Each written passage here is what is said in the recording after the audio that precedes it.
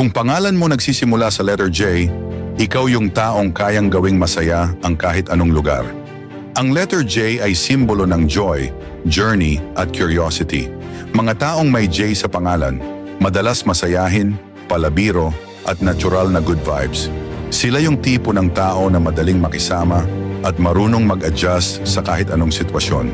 Mahilig sila sa bagong experience, bagong tao at bagong kwento. Pero eto ang hindi alam ng karamihan. Kahit palaging masaya sa labas, marunong din silang mapagod emotionally. May mga bagay silang hindi sinasabi dahil ayaw nilang maging burden sa iba. Sa love, sila yung sweet na hindi pilit. Hindi sila clingy, pero kapag seryoso na sila, consistent at loyal. Traits: masayahin, adventurous, friendly, curious, emotionally aware, easy to love, independent. Kaya kung J ang initial mo, ikaw yung taong may dalang saya kahit hindi mo namamalayan.